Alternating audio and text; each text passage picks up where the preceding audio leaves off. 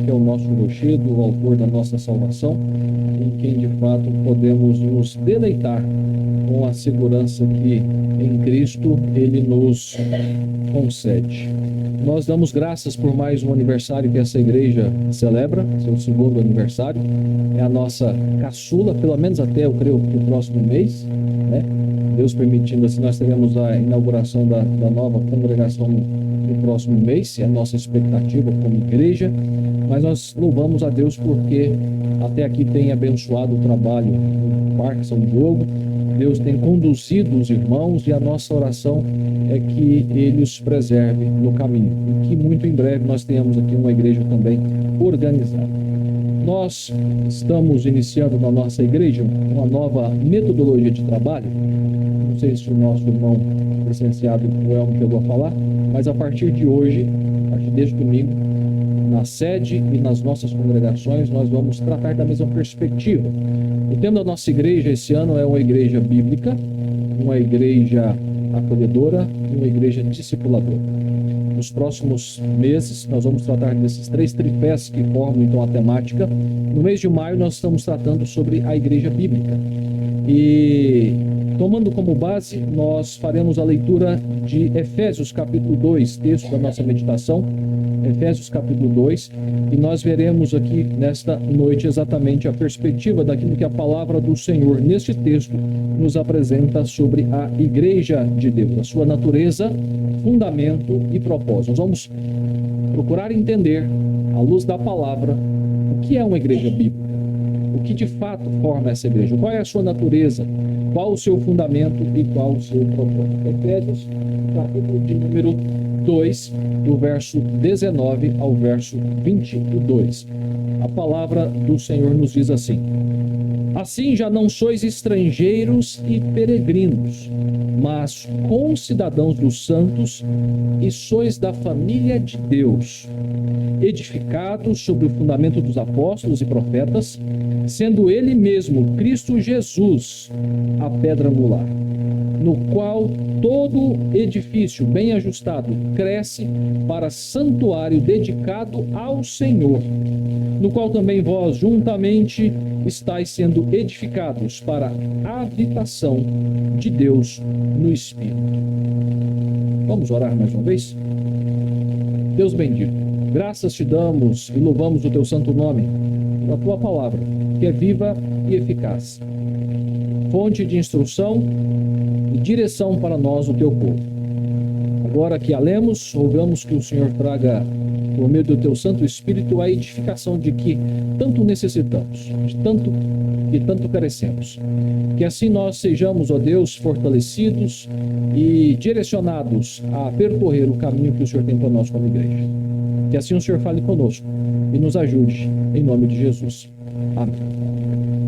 Meus queridos, imagine se você chegando a um novo país, e alguns aqui já tiveram essa experiência, né, Alessandra e as meninas, talvez outros que eu desconheça, mas imagine você chegando em um novo país, um país onde tudo é diferente, a língua, as tradições, o clima, a cultura. Você é ali um estrangeiro, um forasteiro, alguém diferente de tudo e de todos. Agora, pense no momento em que você recebe, talvez, uma carta dizendo que você foi aceito em um processo neste novo país e agora é considerado um cidadão de plenos direitos. Um estrangeiro, embora ele desfrute do melhor daquela região, daquele país, ele necessariamente não desfrutará dos mesmos privilégios, dos mesmos direitos que um cidadão. Mas quando alguém recebe o pleno direito de cidadania, juntamente com esse título vem todos os benefícios e também as responsabilidades que isso implica. E melhor ainda, ele passa a fazer parte de uma nova família. Ele passa a desfrutar ali de uma valorização junto àqueles com quem ele convive. Isso quase sempre é o que predomina, mas há como em toda regra a sua exceção. É exatamente disso que Paulo está falando nesse texto. Ele passa a nos mostrar aquilo que acontece em nós ou por nós através de nosso Senhor e Salvador Jesus Cristo. E nos versículos que nós acabamos de ler, vemos Paulo falando de uma mudança de status. E não apenas disso, ele fala de uma transformação radical da nossa identidade e do nosso propósito. E a partir disso ele então explora aquilo que é a redefinição da nossa vida. Ele vai tratar daquilo que realmente nos apresenta esse texto sobre como nossa inserção na família de Deus, no povo de Deus, onde somos edificados e onde nós temos o mesmo teto espiritual, passamos a desfrutar da grande e gloriosa presença de Deus na nossa vida. Então, o texto que nós vamos meditar nessa noite fala exatamente sobre isso, sobre a igreja de Deus, a sua natureza, o seu propósito, o seu fundamento e o seu propósito. Vejamos inicialmente o que Paulo nos fala aqui sobre a sua natureza. No versículo 19, ele vai nos mostrar a nova identidade, a nova composição que faz parte da nossa existência, aquilo que o Senhor graciosamente realiza em nós por meio da obra redentora de nosso Senhor Jesus Cristo. E o que Paulo quer nos mostrar aqui simplesmente é a perspectiva de que a natureza da igreja é natureza espiritual. A nova identidade que nós recebemos é uma identidade espiritual que se dá em decorrência da transformação radical que Cristo opera em nós. E Efésios no verso 19, capítulo 2, verso 19, ressalta exatamente essa transformação radical na identidade dos crentes, dizendo: assim, já não sois estrangeiros e peregrinos, mas concidadãos dos santos, e sois da família de Deus. Em sua grande maioria, a igreja de Éfeso era composta por irmãos, por crentes advindo, que provinham dos gentios. E por isso, então, eles poderiam ser considerados como estrangeiros.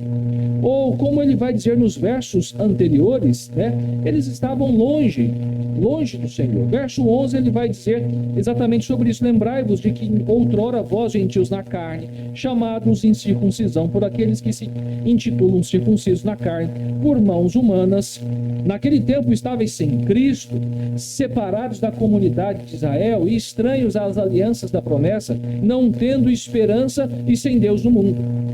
Essa perspectiva que Paulo constrói, que ele apresenta, tem a ver exatamente com o que ele passa a tratar ou caracterizar aqueles irmãos antes da conversão. Como gentios, estavam distantes, eram estrangeiros, separados da comunidade de Israel.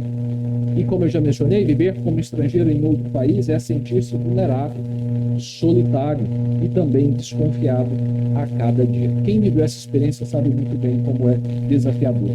Mas agora, Paulo vai ressaltar que eles já não mais deveriam ser considerados como meros forasteiros ou peregrinos, ou seja, eles já não eram mais estranhos à comunidade da aliança.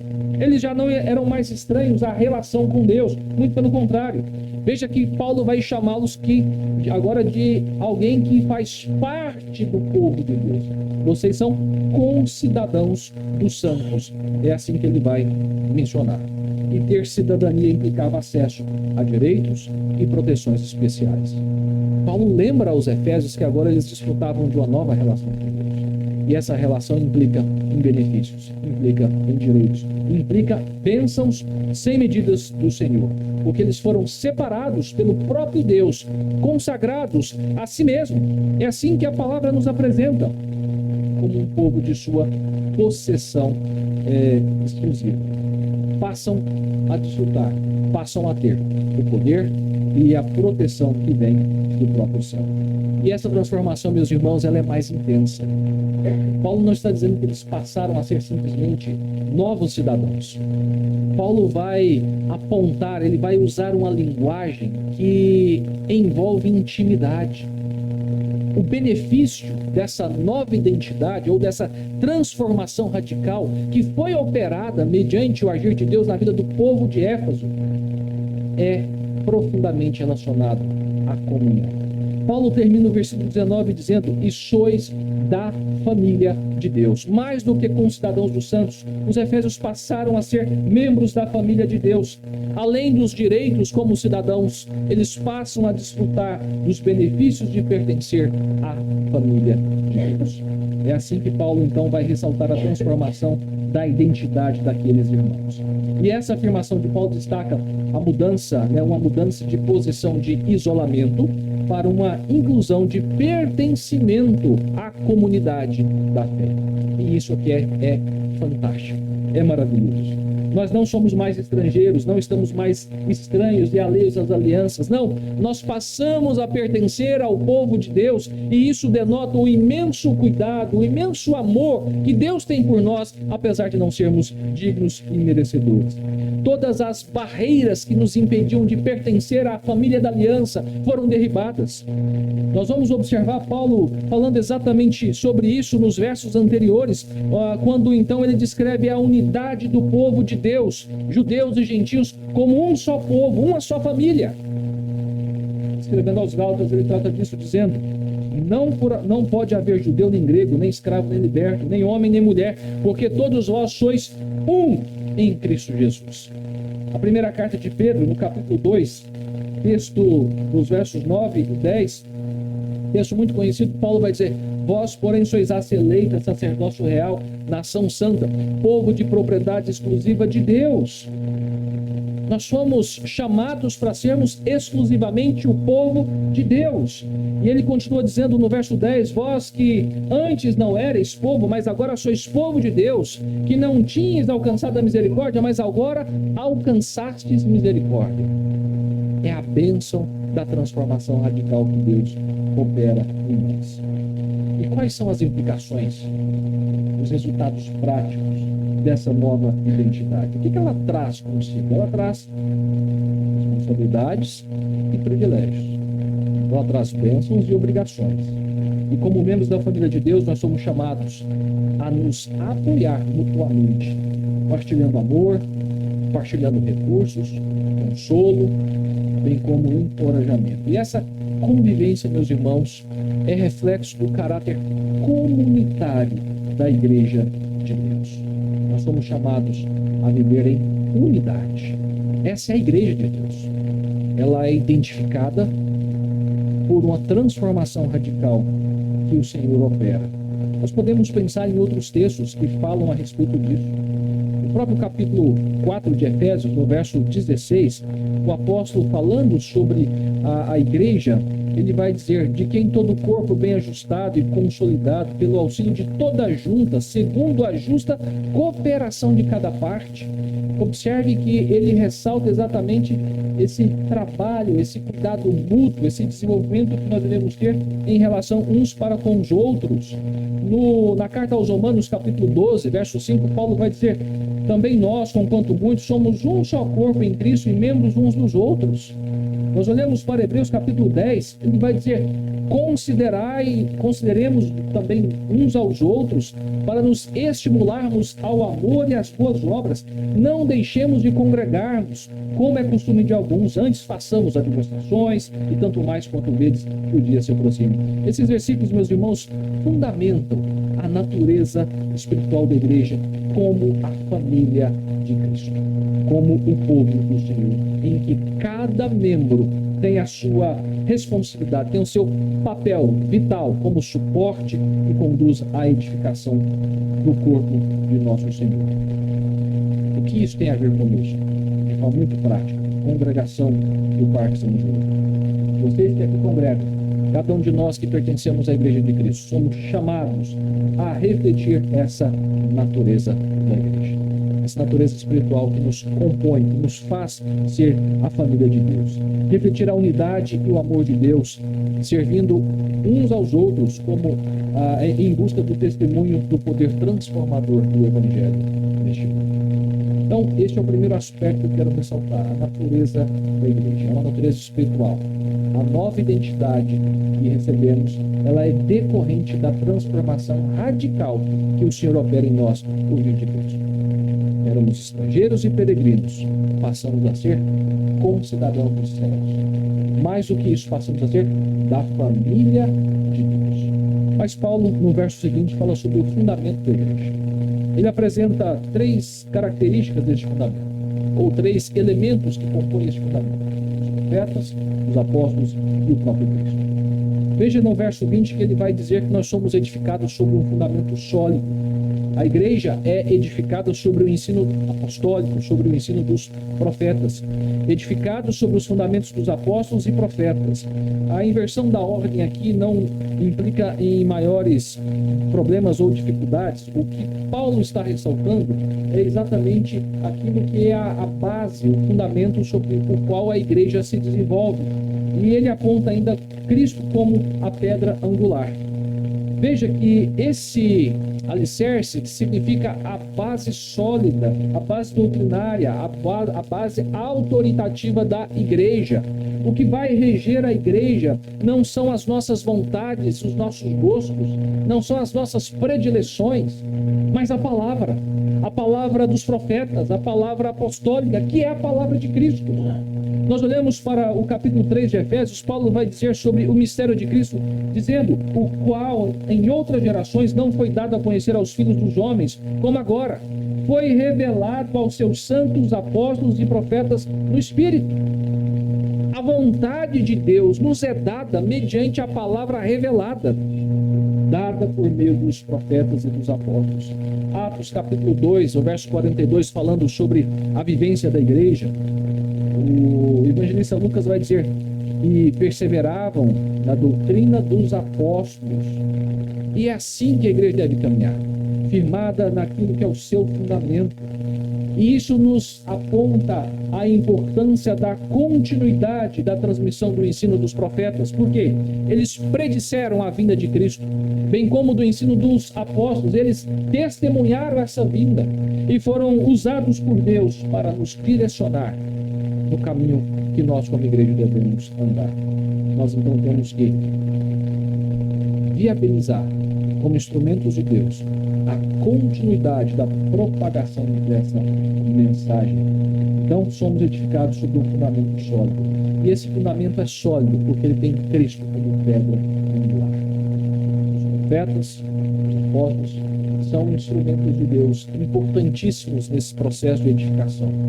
Mas a obra dele seria vã se nós não tivéssemos Cristo como pedra angular. Ele não é apenas parte do fundamento, ele é a parte central que assegura a estabilidade, ele é a parte central que assegura o alinhamento de toda a estrutura da igreja. Nós somos ligados, somos conectados uns aos outros mediante a obra do nosso Senhor. Na primeira carta de Pedro, no capítulo 2, verso 6, o apóstolo diz, citando a escritura: eis que ponho em Sião uma pedra angular, eleita e preciosa, e quem nela crer não será de modo algum envergonhado. Aqui está a nossa conexão. A fé que devemos ter, a fé salvadora em Cristo Jesus, o nosso Senhor. Mateus, falando sobre isso, vai dizer: nunca leste nas Escrituras? A pedra que os construtores rejeitaram, essa veio a ser a principal pedra angular. E isso procede do Senhor e é maravilhoso aos nossos olhos. Aqui o Senhor Jesus estava citando o Salmo 118, nós lemos há pouco em nossa liturgia. Perceba, o que a palavra vai nos mostrar é que Cristo então é o grande fundamento sobre o qual a igreja é constituída. Ela é edificada. E em Cristo todas as doutrinas e práticas da igreja encontram o seu significado e a sua verdadeira orientação. Isso na prática significa que Cristo é quem determina, Cristo é quem dita o caráter da igreja. Além de ser aquele que nos ampara, ele é que dá forma e direção à nossa missão, ao real significado da nossa existência. No capítulo 4 de Efésios, Paulo fala um pouco mais sobre isso, dizendo: seguindo a verdade em amor, cresçamos em tudo naquele que é a cabeça, Cristo. O nosso crescimento, o desenvolvimento da nossa vida como igreja se dá fundamentada na pessoa e na obra do Senhor. Escrevendo aos Colossenses, Paulo reitera essa verdade dizendo: ele é a cabeça do corpo da igreja, ele é o princípio, primogênito entre os mortos, para em todas as coisas ter a primazia. E é conduzido pela cabeça que o corpo deve seguir. Perceba que o que a palavra nos mostra, então, que o fundamento da nossa existência é a pessoa e obra do Senhor. Como igreja, não há como ser diferente. E como a pedra angular, Cristo define cada parte do edifício espiritual, garantindo que cada um de nós, usando a linguagem de Pedro, pedras vivas, estejamos corretamente posicionados e orientados segundo a sua santa e poderosa vontade. Este é o fundamento da igreja. O ensino dos profetas, o ensino apostólico, a pessoa e a obra de nosso Senhor e Salvador Jesus Cristo. Essa é a igreja de Deus. A sua natureza é espiritual. Em Cristo, nós somos transformados, passamos por uma mudança radical. Deixamos de ser estrangeiros e peregrinos e nos tornamos concidadãos dos céus, ou, como o texto vai dizer, dos santos. Passamos a ser a família de Deus. A palavra nos diz que o fundamento da igreja é a palavra profética, é a palavra apostólica, é a pessoa e a obra do nosso Senhor e Salvador Jesus Cristo. Mas esse texto nos mostra mais. Os versos 21 e 22 descrevem o propósito da igreja. O propósito da igreja. É claro que há muitas outras coisas que podem ser consideradas como a nossa finalidade. A nossa missão maior é glorificar a Deus. Mas à luz desse texto, pensando na igreja bíblica, nós podemos pensar que o propósito da igreja é a edificação e a santificação dos santos. Como igreja, à luz do que Paulo está nos apresentando nesse texto, nós devemos buscar uma vida de crescimento, uma vida de edificação, uma vida de santificação. Isso significa um desenvolvimento contínuo do santuário de Deus. E é essa perspectiva que Paulo está dizendo aqui. Ele nos trata, ou ele nos escreve como um edifício, como um santuário que o próprio Deus edifica para si mesmo. E observe que no verso 21 que ele então enfatiza, no qual todo o edifício, bem ajustado, cresce para santuário dedicado ao Senhor. Meus irmãos, a igreja é apresentada por Paulo como um organismo vivo e dinâmico, e não uma instituição criada, estabelecida, desenvolvida por mãos de homens. Não, ela não é uma estrutura estática, mas uma comunidade viva em constante crescimento e aperfeiçoamento. E esse crescimento e maturidade são decorrentes daquilo que é o seu fundamento: o ensino dos profetas, do apóstolo, a pessoa e a obra do nosso Senhor e Salvador Jesus Cristo. E sob a direção e autoridade de Cristo, a nossa pedra angular, nós somos chamados, então, a refletir o caráter de Deus no mundo. E como nós vamos fazer isso? Crescendo e nos desenvolvendo em santidade e em amor. Note que esse crescimento, segundo Paulo, não diz respeito àquilo que rege a perspectiva eclesiológica dos nossos dias. Paulo não está falando de um crescimento apenas em termos físicos, numéricos, não. Ele trata principalmente aqui de um crescimento espiritual em santidade. Estamos sendo edificados, estamos sendo aperfeiçoados por Deus para sermos apresentados a Ele como um santuário santo e agradável. Esse crescimento tem que ser constante em nossa vida. E este propósito vai além da edificação individual. Paulo não está falando apenas de um crescimento que cada um de nós temos ou devemos ter. Paulo não fala nessa perspectiva individual. Ele se estende, esse crescimento se estende à edificação comunitária. E para isso, cada membro deve desenvolver a sua função. Cada membro deve contribuir para o crescimento e o aperfeiçoamento de todo o corpo. Veja que Paulo vai dizer, no qual todo edifício bem ajustado, é a justa cooperação. Se você não vive a vida cristã dentro da perspectiva que Deus estabeleceu, se você não cumpre com aquilo que Deus estabelece para você como os seus dons, você, de certa maneira, está impossibilitando, inviabilizando a edificação da igreja.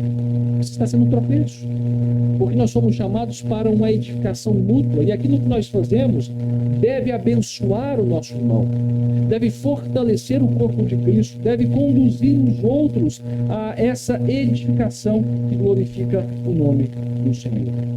E isso aponta, então, para a interdependência que temos e a unidade essencial, que são, de fato, necessárias em todos os crentes como parte desse edifício espiritual. Nós, então, meus irmãos, temos aí o desafio de um desenvolvimento contínuo. E nesse processo, nós temos uma bênção maravilhosa. Deus não nos deixa à deriva, Deus não nos abandona, não, Ele é parte envolvida nesse processo. E o verso 22 nos mostra isso, no qual também vós juntamente estáis sendo edificados para a habitação de Deus no Espírito.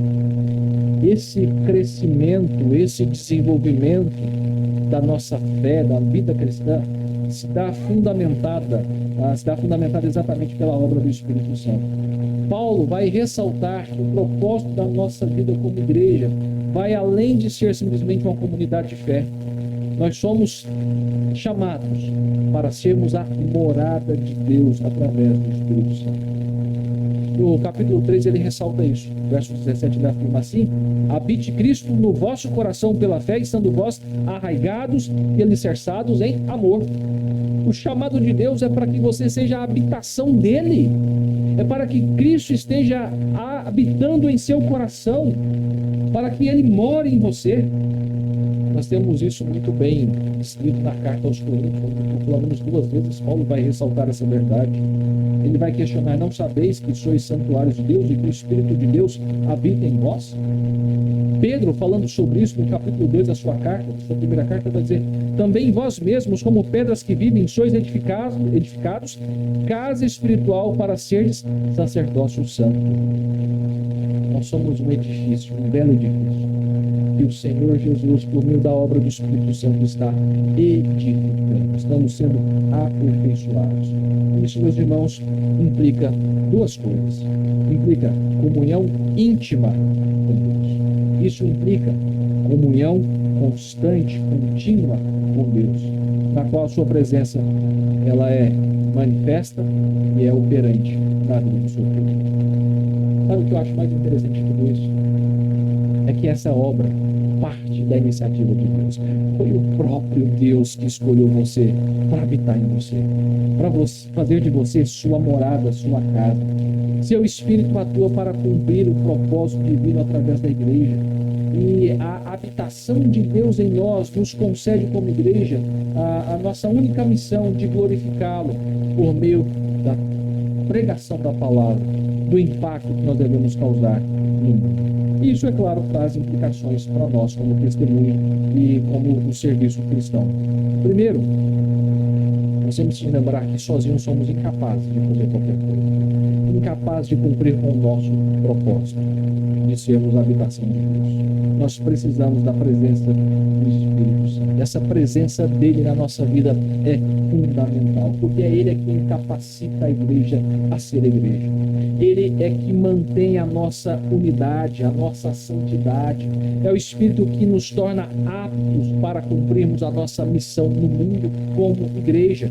E essa capacitação, nós temos que lembrar que não é apenas interna, ou seja, para a edificação interna. Não, essa capacitação também é para que nós venhamos a cumprir a nossa missão de proclamarmos o Evangelho ao mundo. Anunciarmos às pessoas com quem nós convivemos e com quem cruzarmos de que o nosso Senhor é o único que pode trazer salvação. Em Atos capítulo 1 somos lembrados disso.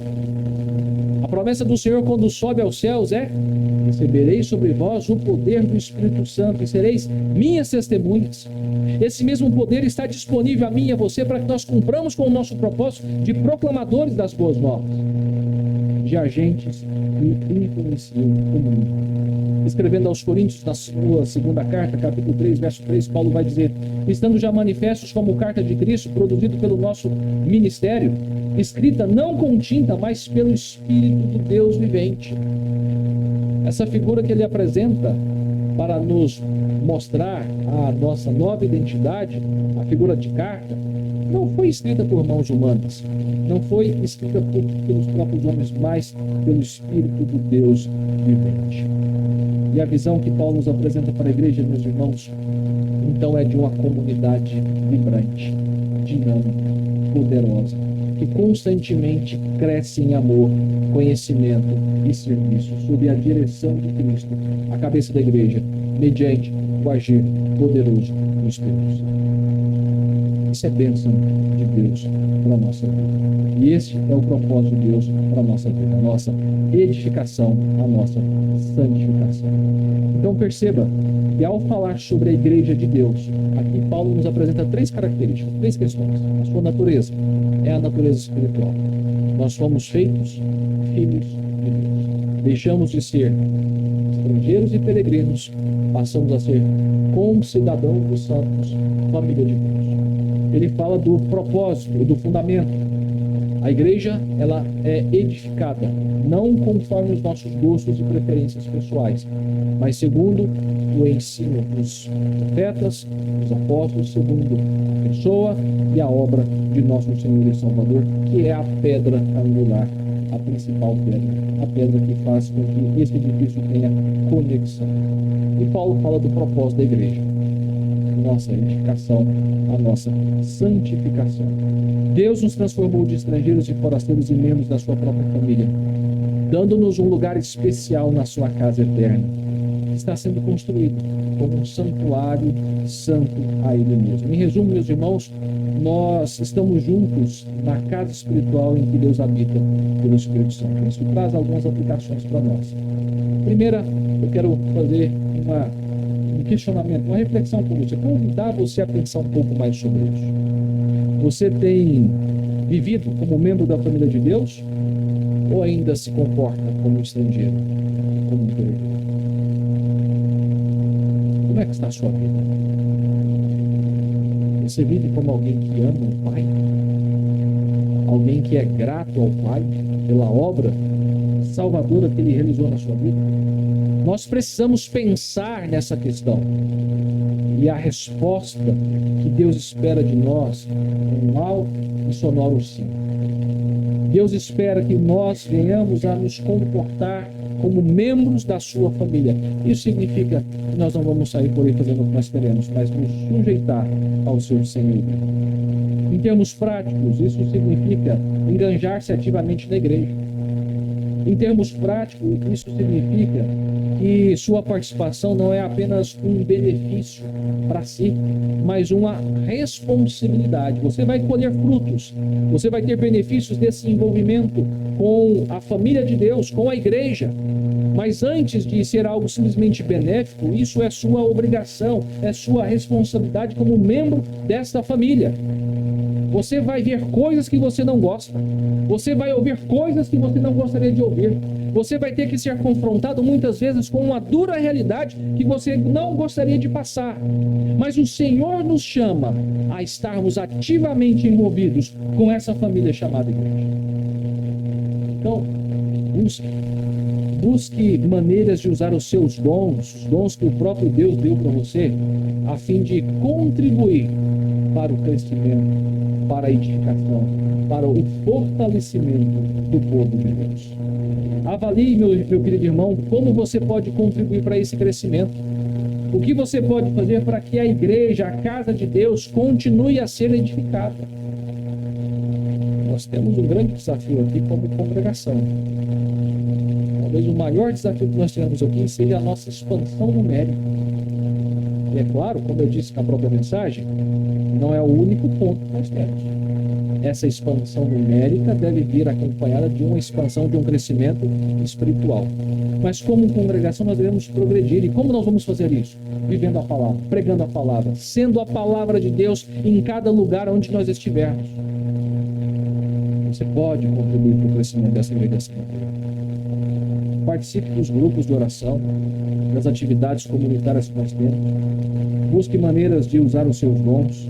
Comprometa-se com práticas espirituais que promovam o crescimento pessoal, a santidade, como frequentar os estudos, se preparar para os estudos, orar e ler a palavra com regularidade, dedicar-se à prática da oração e, se for o caso, ao jejum. Leve a santidade e o amor de Deus a sério e faça com que essa santidade e esse amor transcenda as paredes da igreja.